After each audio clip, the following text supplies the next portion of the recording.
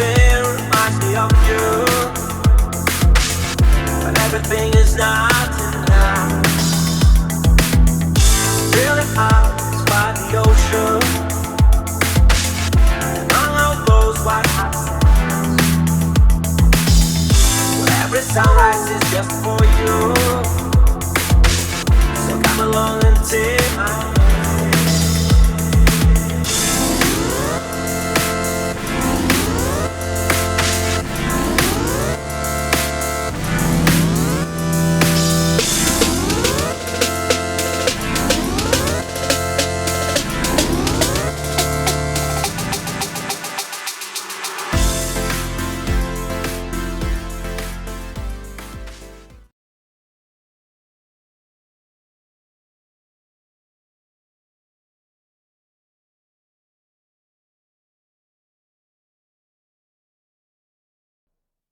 Assalamualaikum warahmatullahi wabarakatuh. A'udzubillahi minasyaitonirrajim. Bismillahirrahmanirrahim.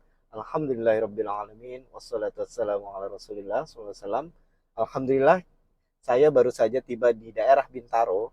Ini mau ke tempat usahanya Cici Melon, atau sebenarnya namanya Cici Melisa ya. Tapi biasa dipanggil Cici Melon. Nah, seperti apa sih usahanya ini, seorang mualaf yang keturunan Chinese, dan kita akan lihat juga perjalanan mualafnya seperti apa. Ya, gak lama-lama, ayo kita lihat ke sana.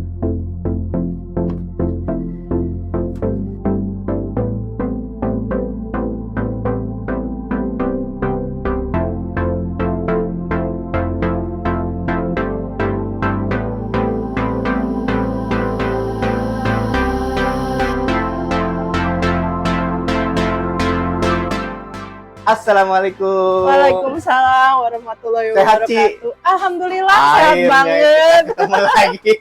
Iya ya, padahal baru ketemu berapa lama ya kemarin? Ya? Seminggu Iya, yang lalu. Seminggu yang lalu. Ya, jadi Cimelon ini tergabung juga di GMJ, Geraham Mualaf Jakarta. Iya, Sama dengan rekan-rekan saya di Rojik Muslim dan saya sendiri. Ya, Ci. iya dong. Ini lagi masak gak? Ini aku mau masak. Lagi ada pesanan? Oh. Mau lihat? Mau dong. Ini jadi jualannya jualan mie ayam ya? Aku jualan mie ayam. Nah, mie-nya aku ini spesial karena dia telurnya dari telur bebek. Telur bebek? Mm-mm. Bikin sendiri? Ini sendiri. Oke. Nih. Belajar dari mana bikinnya, Ci? Dulu itu nenek itu bukan mie ayam Ah, pas kecil. ah, Demen ngeliatin kan dari kecil, Ah. masih tertanam di otak. Kita peragain sekarang ya kan. Nah, bedanya kalau dulu ada babinya kan? Bahas ya, ada dong. Ada ya? Iya karena masih apa ya, namanya juga non muslim ya Oh, kan. gitu. Kalau sekarang udah enggak kan? Aman dong? Aman sekarang. Jadi gue boleh nyobain dong, Ci? boleh lah. Boleh Masa ya? nggak boleh? Iya, iya, iya, iya. Yoi banget. Kapan lagi podcast dapat mie ayam ini? Iya. Ayo. Ya udah. Ini jadi jagoannya apa nih? Nah ini aku ada mie yang namanya mie lebar. Mie lebar. Ini mie dia sebenarnya kayak mie biasa, tapi dia pipih kayak kue tiaw. Oh, tapi lebih kecil dari kue tiaw ya? Lebih kecil dari kue tiaw dia. Tapi dia pipinya sama kayak kue tiaw. Ah. Nah, aku tuh juga ada specialty-nya. Aku tuh mie karet. Oh, Jadi kan. dia lebih garing dari yang lain. Oh. Agak gemuk dikit. Oh, gitu. Tapi spill harga. Kalau mie ini berapa? Kalau 15.000. murah banget. Serius? Kalau mau gue diskon nggak? Tega ya. Udah mulai cuma- dikasih diskon lagi ya? Tega loh, udah cuman segitu masih diminta diskon. Oh. Ini lagi bikinnya nih ya? Ini kita ngerebus. Gelap ya? Ini kalau bikin mie begini ngegiling sendirinya berapa lama, Ci? Maksudnya Wah. bikin dari tepung gitu. Itu kira-kira 3 jam. 3 jam. Oh. Tapi bener-bener sendiri ya ngelakuin. Enggak. Kalau ngadonnya mau bikin mie-nya aku nggak sanggup sendiri. Oh, dibantuin. Kita pergunakan suami di rumah. Parah. Kok parah sih? Loh, bahasanya jangan dipergunakan dong, Ci. Ngadon mie itu berat. Oh gitu. Kalau mie-nya cuma mie biasa, Ah, mungkin nggak terlalu berat. Cuman Ah. karena kita menggunakannya semuanya ngadonnya masih manual, ah, nonjokinnya itu berat, ah. Kenapa pakai mie bebek? Kenapa pakai telur bebek? lebih gurih. Sesimpel itu. Dia lebih gurih hasilnya. Usahanya berapa lama, Ci? Dulu sih ceritanya itu dari tahun 2000, akhir Agustus 2019. Oh, Nggak lama COVID kan? iya. Tutup tuh. Tutup, Mm-mm. nggak online aja. Nggak dapat izinnya juga pas itu di sini harus semua tutup. Oke. Mm-mm. Iya, iya.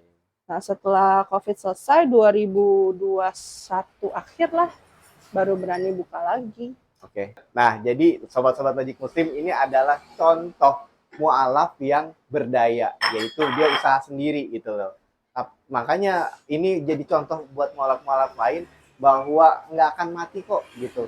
Bahwa kita bisa terus berdaya sebagai manusia, menjadi muslim yang lebih kuat. Nah, untuk gue kan sebenarnya mau nyobain nih mie-nya nih. Nanti tunggu di meja, nanti setelah itu kita ada podcast bagaimana perjalanan Cimelon dalam menjadi mualaf. Insya Allah kita lanjut.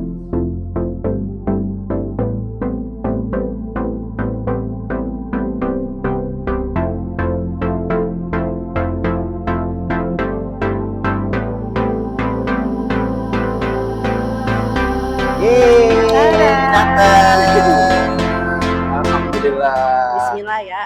Ini adalah jagoannya Cimelon, yaitu Mie lebar original ini. original nih berarti nggak ada sambalnya, Ci? Ada sebenarnya sambalnya. Ketinggalan tuh tapi kan. gue coba yang ini aja ya. Ori dulu deh. Ori dulu ya. Sebenarnya gue ada 2 tipe sih. Ada yang mie ayam chili oil. Chili oil. Mm. Chili oil ini berarti pedas banget ya? Buat orang yang suka pedas itu. Oke. Buat yang doyan pedas. Sebenarnya ini adalah kedua kali. Yang pertama waktu di Rebuan di GMJ ya. Iya, Coba. aku bawa ke GMJ. Kelihatannya udah menarik. Bismillah.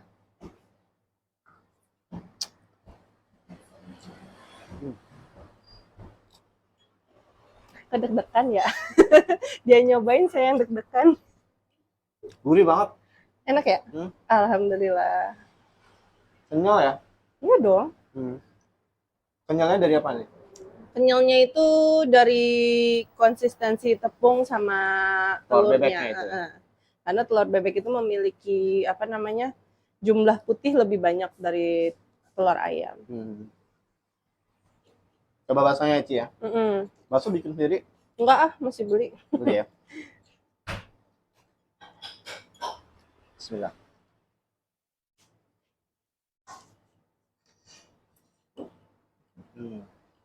Apa juga enak. Alhamdulillah. Sebenarnya kita punya pangsit rebus. Pangsit rebus. Cuman hari ini lagi habis.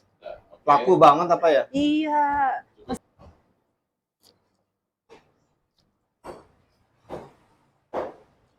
Enak banget. Ci, ini gua habisin dulu. Iya. Habis itu kita podcast ya. Oh gitu. Mau tanya-tanya tentang waktu mualaf kayak gimana, apa sih yang dihadapi waktu mualaf, Oke. waktu setelah mualaf itu baik-baik saja, hidup indah-indah aja, apa gimana? Kayaknya enggak ya. Ya udah, kalau lama-lama ya. Nanti setelah saya habis ini, kita podcast sama Cimelon. Terima kasih.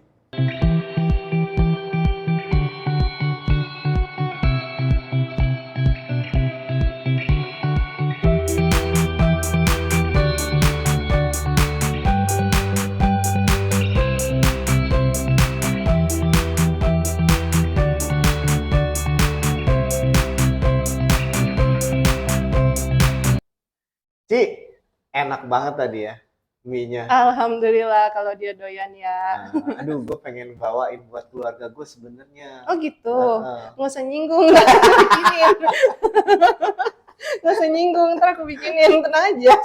Soalnya kalau gratis gitu, jadi inget keluarga. Gitu ya. Iya. Kalau nggak gratis nggak inget keluarga gitu ya. Sebenarnya pengen bungkus aja. kita mulai ini yuk. Sebenarnya dulu tuh belajar Islam dulu nggak sih waktu mau jadi mualaf? Oh iya dong, pasti dong. Mulai belajar atau mulai nyerang duluan nih? Nyerang dulu. Enggak. Eh, Jadi memang kan aku itu dulu penggiat aktivis gereja lah ya. Aku Katolik dulu. Katolik. Oh, oke. Jadi demen apa? Lagi remaja-remajanya, lagi umur sekitar 16 sampai 17 tahun lah. Terus apa namanya kita kepemudaan gitu kan kadang suka ada apa namanya dengar-dengar dari gereja gitu ya, romonya itu suka ngomong oh kalau kamu bisa membawa orang domba tersesat masuk ke dalam apa kembali ke gereja gitu katanya, itu limpahannya surga udah pasti gitu kan. Ya anak umur segitu denger kayak gitu pengen dong ya kan. Terus aku lihat juga sebenarnya saat itu banyak yang masuk gereja gitu kan. Jadi aku pengen apa namanya pengen coba untuk masukin orang. Berhasil nggak? Enggak. Sedih ya. Hina banget rasanya. Tapi itu ada target nggak sih dari gereja untuk masukin orang? Enggak, kalau aku nggak ada. Nggak ada ya? Nggak ada. Kayak gitu nggak ada. Tapi kita memang kalau bisa dibilang apa namanya kalau kita bisa bawa gitu kan itu keren banget, itu udah wah banget gitu. Gitu ya. Terus di gereja tuh kalau bicara tentang Islam seperti apa sih? Bagus-bagus apa enggak sih? Basically kalau mereka ngomong tentang Islam itu nggak jauh-jauh dari ngomongin tentang Katolik itu sendiri. Jadi mereka menyamakan. Kayak misalkan ya mereka juga belajar tentang Yesus gitu. Tapi kan kita nggak tahu kalau di Islam itu Yesus tidak disalib, tidak diapa gitu kan. Enggak diceritain. Mereka cuma mereka juga nyembah kok sama gitu kan. Terus mereka juga mengutamakan sedekah gitu kan kalau di kita gitu. Enggak gitu. Kenapa? Bicarakan seperti itu. Iya, sama juga. Iya, di gereja juga dibilang begitu kalau kita sedekah gitu. Nah, mulai nyerang Islam tuh kapan? Jadi aku tuh punya hobi, Mas. Apa tuh? Mas Kiki perlu tahu dulu, aku gamer. Oh. Walaupun aku awkward, tapi aku gamer. Main gitu. apa aja nih gamernya? Wah, kalau aku mah gamer keras deh. Segala juga online aku mainin. Hardcore banget ya? Iya. Gitu. Dulu memang kalau game itu aku main semua. Mulai online. apa? Mulai tahun zaman berapa? RO Ragnarok online keluar itu aku udah main. Itu kelas 6 SD berarti. Dan itu dibiayain sama orang tua, voucher warnet ya, pas itu kan belum pasang internet di rumah kan. Nah setelah lambat laun baru pasang internet di rumah, itu juga masih main, tapi kan voucher apa semua dibiayain sama papa. Kenapa maksudnya dibiayain? Kok bisa dibiayain? Biasanya kan orang tua kan ngelarang anaknya jangan main game lama-lama. Aku nggak tahu sih ya, soalnya dari sebelum aku main game online pun aku kelas 2 SD itu PS1 udah keluar. Itu aku udah dibeliin. Udah ada. Terus zaman Xbox keluar, PS2 keluar, itu udah ada semuanya, memang terfasilitasi gitu ya. Sampai sekarang nggak mainnya? Masih. Sampai detik ini masih main. Tapi nggak se-hardcore dulu kali ya? Enggak lah. Terus sekarang kan udah ada anak. 3 gitu lagi. Kan. Iya. Kadang ya sesempatnya kalau misalkan lagi malam-malam menjelang anak-anak udah pada tidur. Mainnya sama anak nggak? Enggak lah, sama suami lah. Oke. Karena kita mempunyai hobi yang sama. Oke. Terus anak-anak nggak diajarin main game? Enggak sih, belum ada yang kelihatan condongnya dia bisa ke sana gitu. Tapi kalau misalkan nanti ada yang kelihatan misalkan wah dia berbakat apa, aku juga nggak akan ngelarang. Jadi di rumah seru banget ya berdua. Iya, kalau malam itu kalau misalkan suami istri memiliki hobi yang sama itu memang seru banget sih. Aku akuin gitu. Kan. Nah, balik lagi tadi nyerangnya gimana? Nah, jadi awal pertama kali itu zaman 2009-2010 lah. Jadi itu aku lagi tekun banget main game online. Namanya Rohan Online. Rohan Online zaman itu. Nah, aku itu kayak memiliki keluarga kedua di situ. Saking saking giatnya nih gitu kan. Jadi aku cuman saat itu sekolah. Saking giat apa saking keranjingan? Dua-duanya lah gitu kan. Jadi aku pulang sekolah itu online Online. main gitu Ah. kan. Paling nanti habis itu jeda ke gereja sebentar gitu kan, kumpul sama temen gereja, ntar malamnya aku online lagi gitu. Emang kayak gitu doang kesehariannya gitu loh. Terus lanjut. Udah di dalam game itu, tapi di dalam game tersebut kan nyampur ya, nggak Hmm. bisa semuanya itu 100% orang Katolik gitu, bahkan nggak bisa. Itu namanya online dari berbagai penjuru Indonesia gitu Iya, kan. dengan berbagai agama Iya, lah ya, suku suku, juga. ras, semuanya nyampur di situ.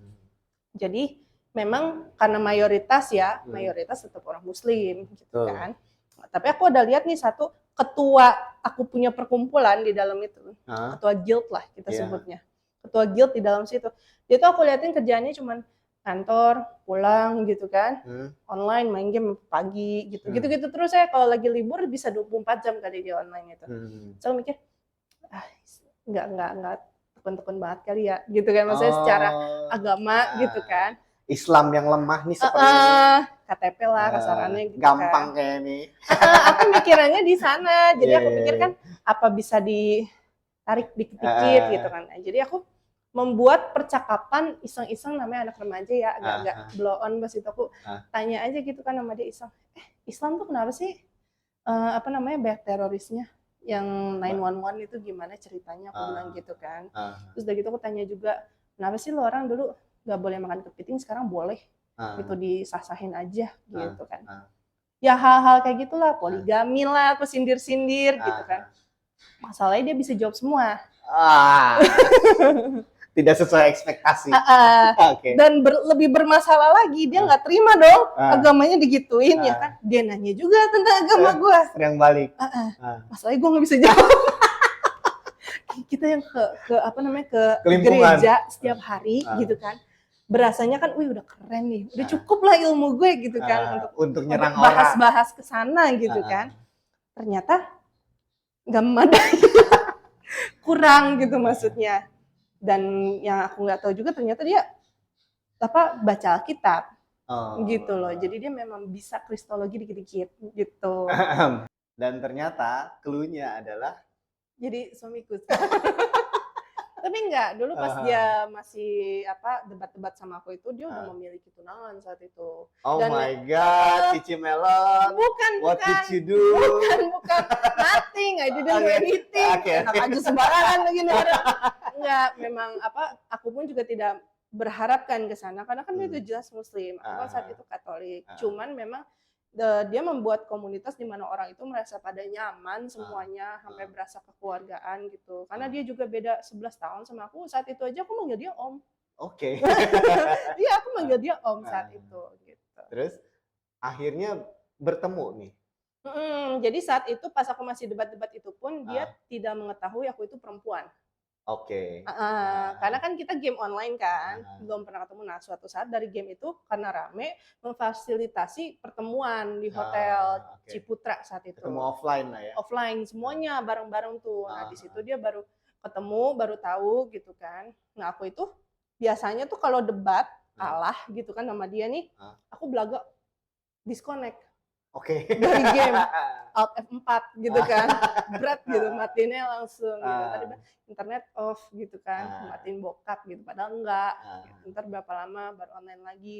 Cuman udah dari sana, dari ngomong-ngomong ringan-ringan sama dia, aku jadi penasaran. Kan dia juga ngomong gitu ya, lu nggak boleh makan babi, kok lu makan gitu kan. Udah. Di Bible nggak boleh makan babi tapi lu makan. Iya, dia ngomong gitu.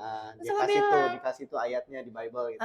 Aku juga, dia sih nggak ngasih ayat persis, dia cuma ngomong gitu. Terus aku bilang kayak, boleh tahu, yang nggak boleh itu babi hutan, aku bilang gitu. Nah, dia kasih Alkitab yang KJV, yang masih tulisannya babi doang, bukan babi hutan yang udah berubah gitu kan. Nah, di situ aku tuh kayak shock gitu. Itu salah satunya itu. Kedua, dia ngomong masalah kerudung gitu kan. Lu kalau masuk gereja itu kan lu harus nutup, dia bilang gitu. Kenapa lu kagak nutup aurat lu gitu kan? Aku nggak tahu itu. Nah, dia kasih ayat di situ, Yohanes berapa gitu, aku lupa. Pokoknya kalau nggak dijambak gitu kan.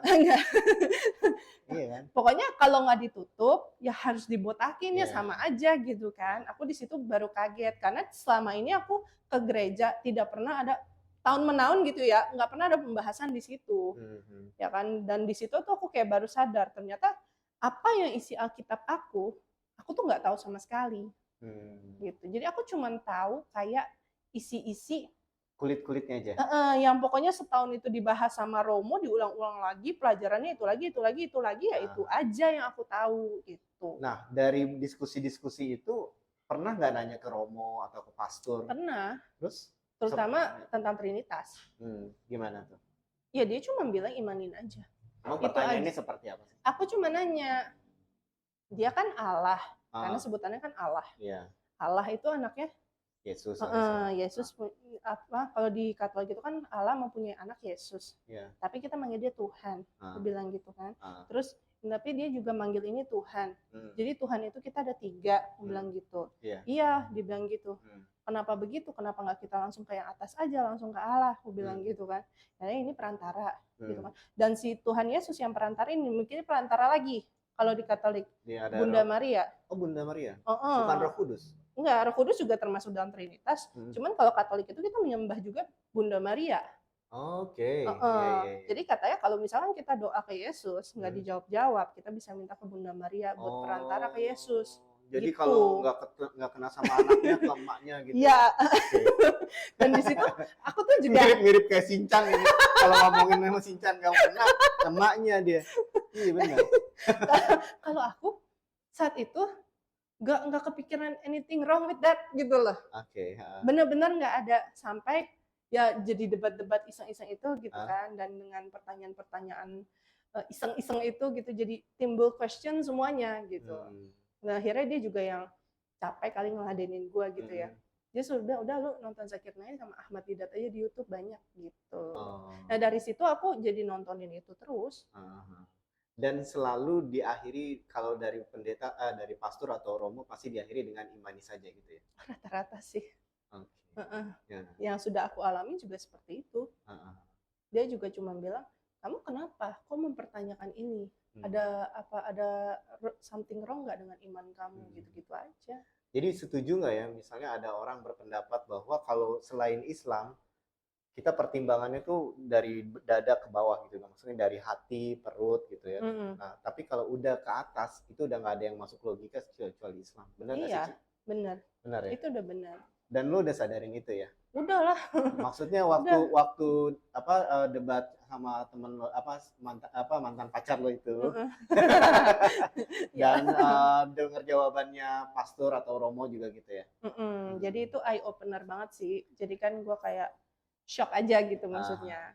Dan di situ kayak tiba-tiba logik gue jalan gitu. Oke. Logik Muslim dong.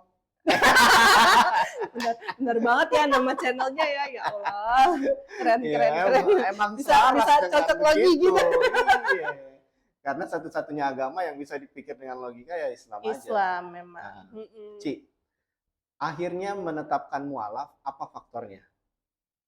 Jadi saat itu yang bikin gue kekeh dan pasti banget pengen harus jadi mualaf itu, gue lagi kuliah, zaman kuliah itu gue udah agak-agak stop game online.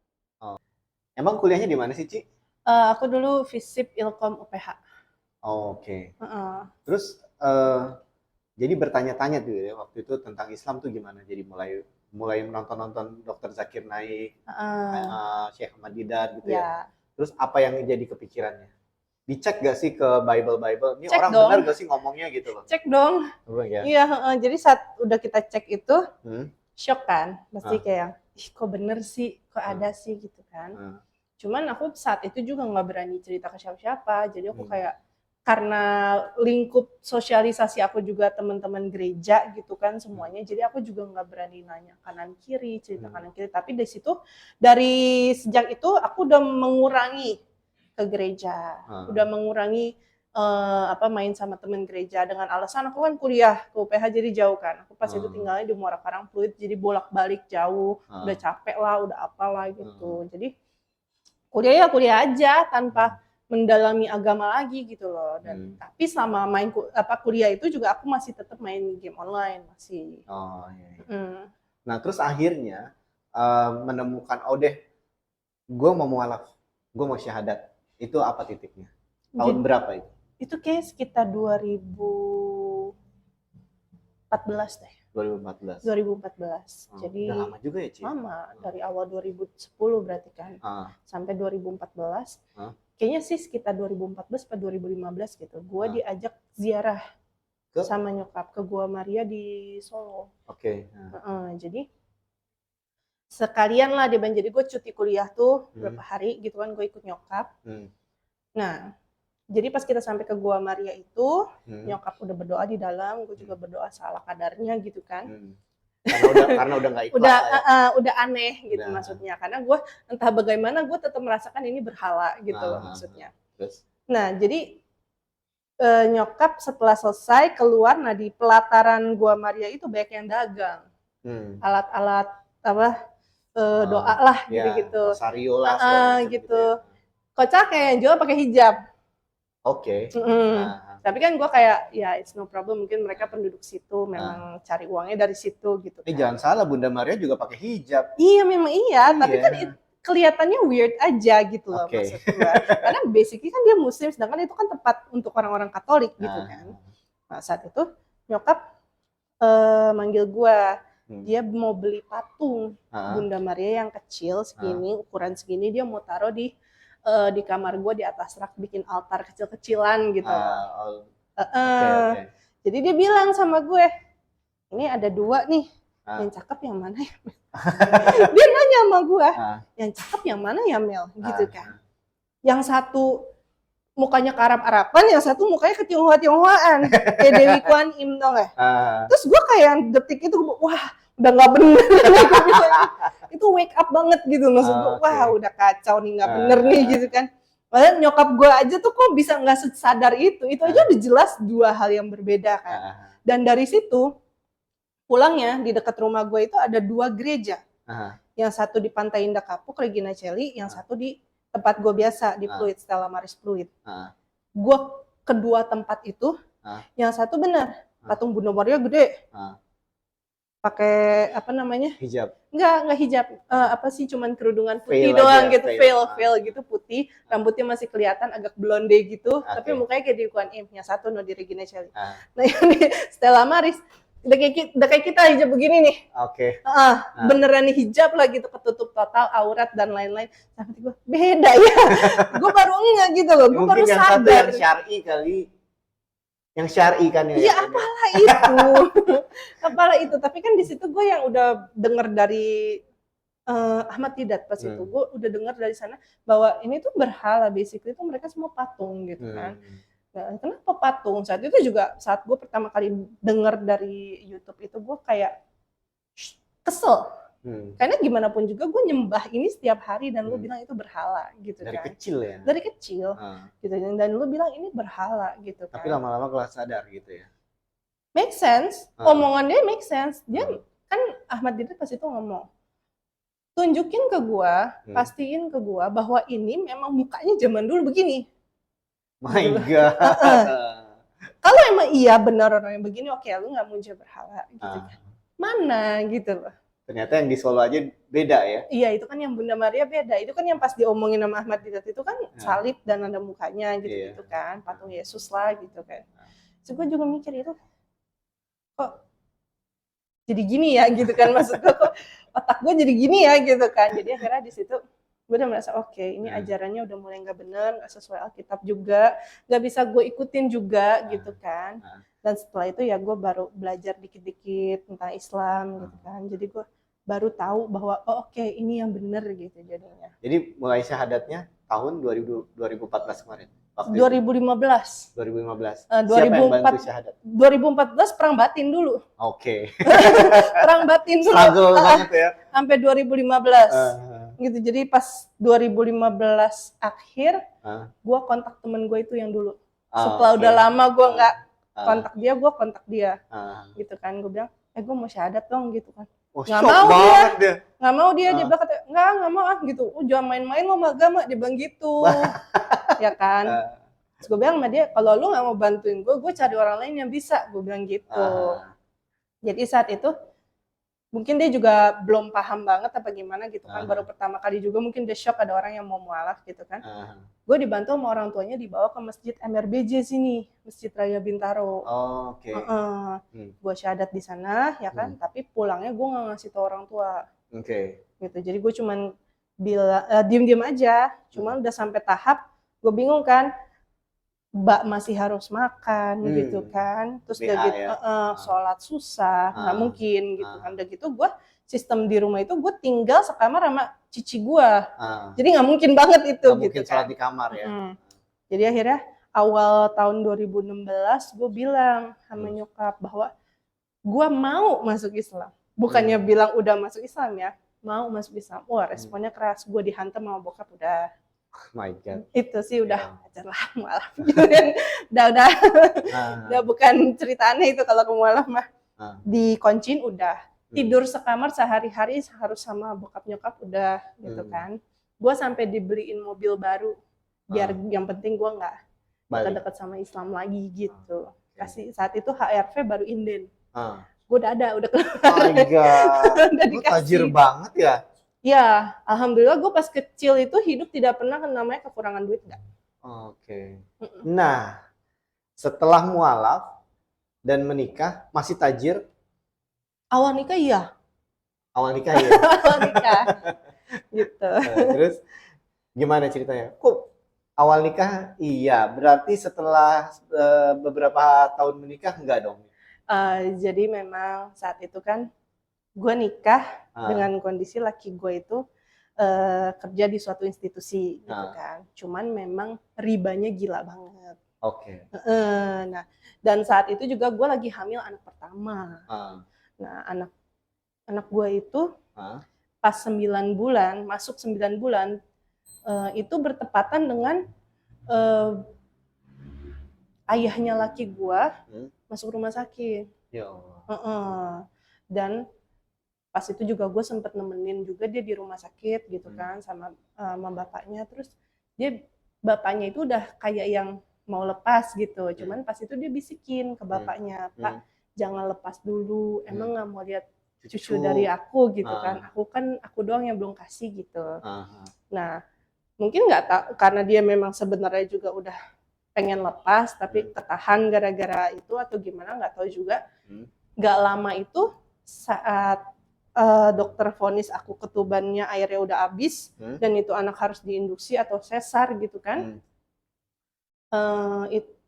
kita shock banget kan, jadi langsung buru-buru ke rumah sakit, udah diinduksi, anaknya keluar segala macam tidak bernafas. Ya Allah. Dan di situ juga suamiku pas udah tahu itu anak tidak bernafas pas keluar gitu kan, dia ngiburin aku, udah nangis dia ngomong gitu. Tapi, biar lo tenang lah ya. Biar guanya nggak panik karena gue nggak denger tangisan saat itu. Dan saat itu juga karena gue keluarnya karena induksi, gue lemes banget, lebih lemes dari yang lain-lain karena induksi kan gitu. Dan akhirnya dia cuma bilangin sama gue, udah gitu. Tapi ternyata dalam otak dia pun dia berdoa gitu, maksudnya dia bilang, ya Allah kalau ini anak hidup, gue hijrah total. Gue tinggalin semua kemaksiatan gue, dia bilang gitu. Bernazar ya? Iya, dia bernazar di situ. Setelah dia doa kayak gitu, dia cuma nunggu begini doang gitu di ranjang kan sambil temenin gue, tiba-tiba tuh anak nangis kenceng gitu. Jadi di situ dia nangkepnya begitu. Saat anak itu udah nangis, udah difotoin sama dia, udah rapi, dikirim ke ayahnya, besok pagi ayahnya meninggal. Ayahnya lihat, besok pagi ayahnya meninggal. Jadi memang benar-benar nungguin anak lo ya? Nungguin anak gue dong. Ngelihat cucu itu dong, dah. Di situ besoknya benar-benar gak ada. Nah dari situ gue yang baru bawa bayi pulang nih gitu kan, terus dia juga, gue masih di rumah sakit, dia juga masih ngurusin bapaknya. Besoknya gue langsung ditinggal dong, karena kan dia harus ngubur bapaknya gitu kan.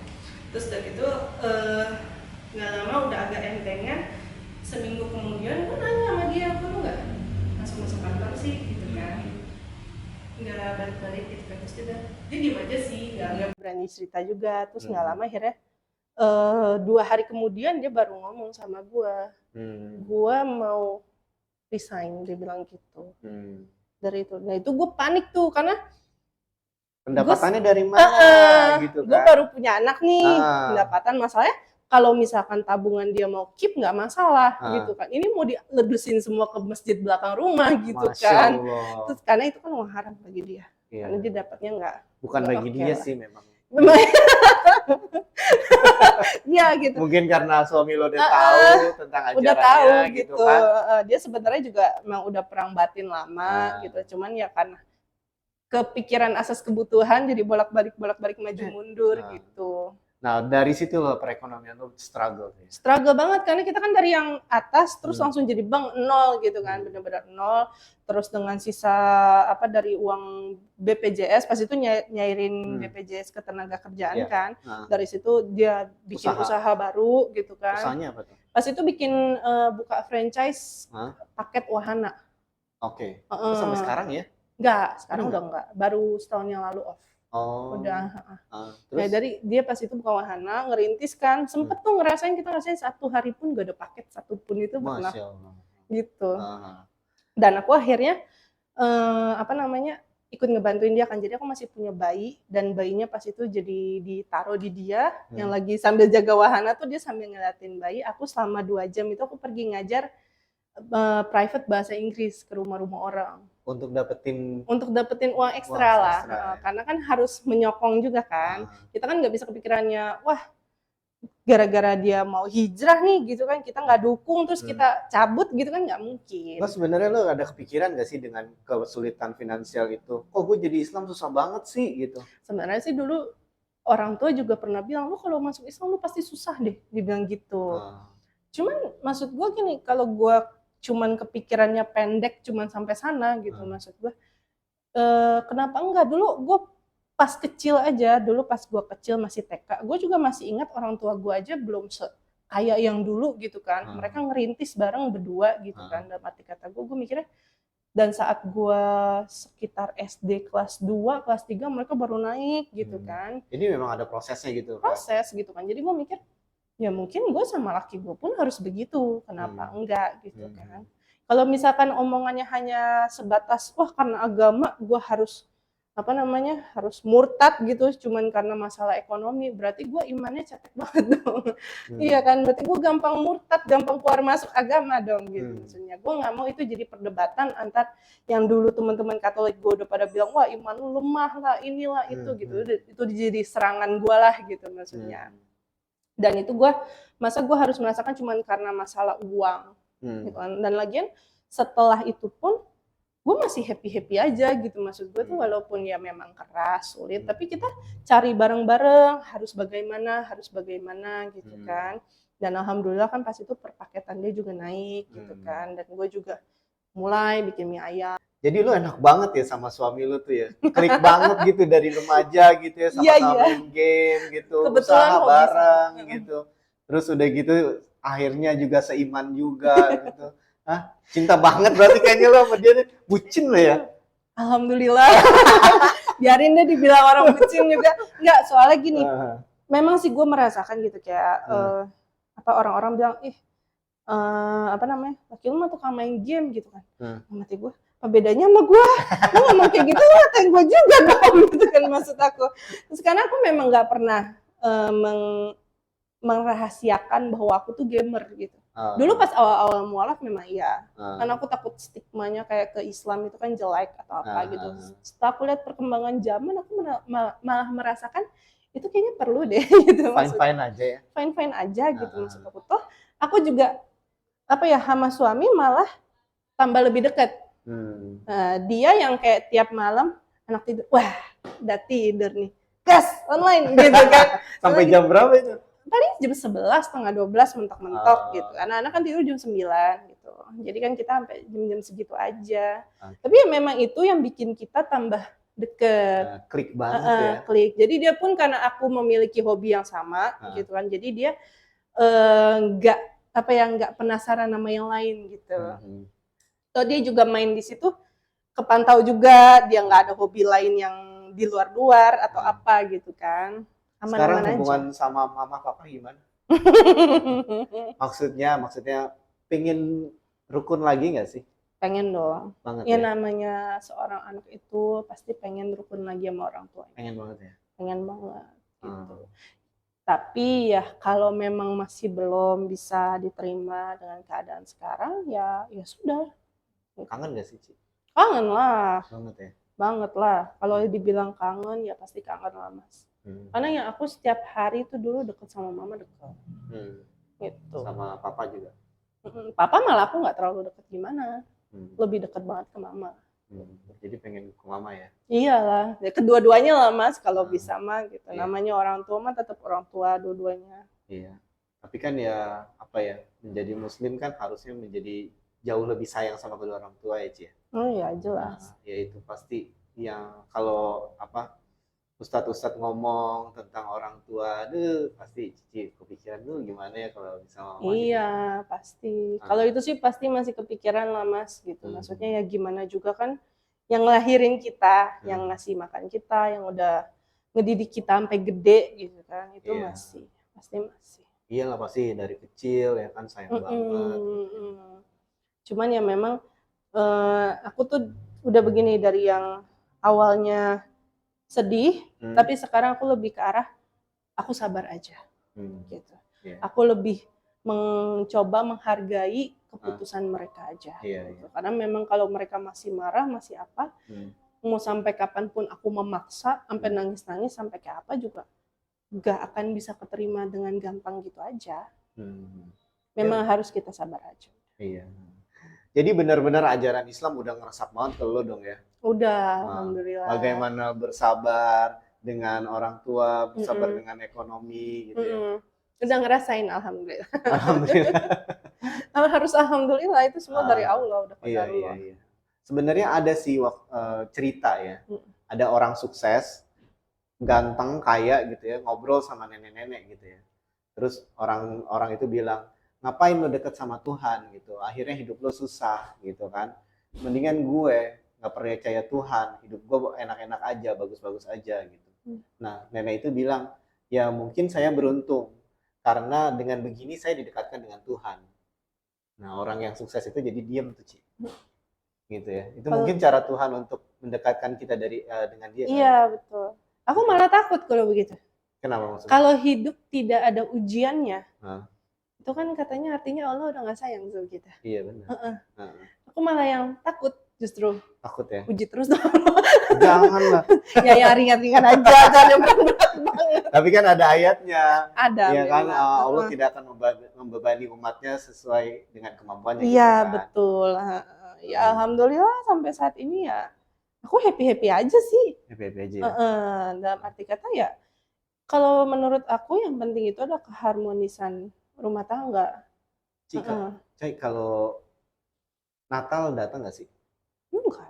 Aku sama sekali belum pernah pulang. Berapa lama? Dari 2016 April. Dari sejak keluar rumah itu? Februari 2016 berarti keluar. Karena memang belum diterima kan, bahkan saat kita kasih kabar punya anak aja kan responnya kurang baik gitu kan. Jadi ya kita nggak mau ganggu, memaksa lah gitu kehendak kita gitu kan. Tapi tetap aja dikabarin ya kalau ada apa-apa ya. Berkabar, tetap berkabar. Segala step aku dalam kehidupan aku mencoba berkabar. Gitu. Kalau memang mereka responnya tetap negatif, aku lihat ya sudah aku mundur lagi gitu terus aja. Allahu Akbar. Memang pas itu juga sampai orang pada bilang kayak lu lama banget deh akurnya sama orang tua lu gitu kan. Kan aku juga punya teman-teman mualaf ya, dan alhamdulillah aku lihat kayaknya mereka juga udah pada baik sama orang tuanya gitu kan. Tapi enggak sih, aku enggak iri, enggak apa gitu. Memang aku serahin aja semua ke Allah.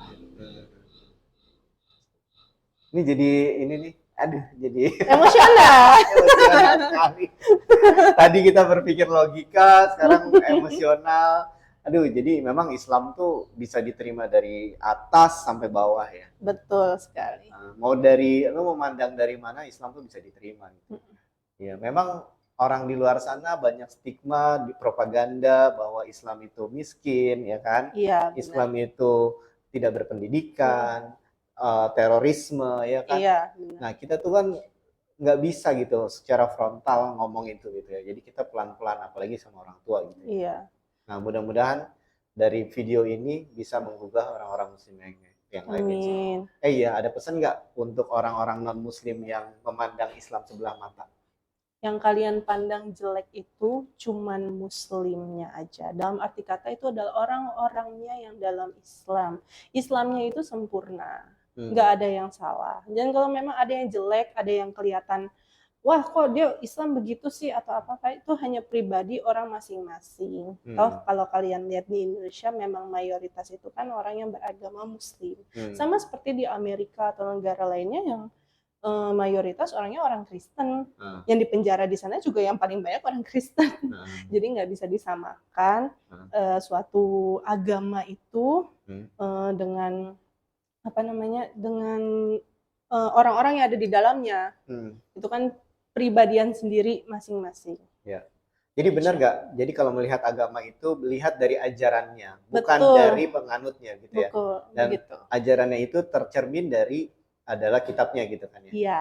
Gitu. Jadi benar ya. Dari ada, Al-Qur'annya dong yang kita baca. Kalau pengikutnya kan ada Muslim yang baik, ada Muslim nggak baik. Iya, benar. Kristen yang baik, Kristen nggak baik. Gitu kan. Buddha yang baik, Buddha nggak baik. Orang Hindu yang nggak baik juga orang Hindu. Benar sama gitu ya? aja semuanya. Jadi Namanya juga manusia. Iya, jadi mencari kebenaran itu dari ajarannya. Ajarannya Setuju ya? aja. Setujulah. Iya. Logik dong. Oke deh. Iya. Terima kasih banget Cimelon Iya, atas sama-sama. waktunya, atas mie ayamnya yang lezat sekali. Jadi bungkus nggak? Jadi Jadi dong. ya. Jadi. Kan harapnya kasihan anak enggak istri, kasihan anak istri gue. Gitu. Iya, iya. Tenang, tenang. Alamatnya Aman. di Bintaro ya? Nggak Iya, aku berubah-berubah di ya? Bintaro. Enggak berubah-ubah, masih betah aja di sini. Oh iya, iya. Oke, oke. Ya udah, thank you banget. Mudah-mudahan bermanfaat buat orang-orang, Amin. untuk kita berdua dan orang-orang yang menonton. Insyaallah. Amin ya robbal. Wabillahi taufiq wal hidayah. Wassalamualaikum warahmatullahi wabarakatuh. Waalaikumsalam Terima kasih, warahmatullahi wabarakatuh. Ci.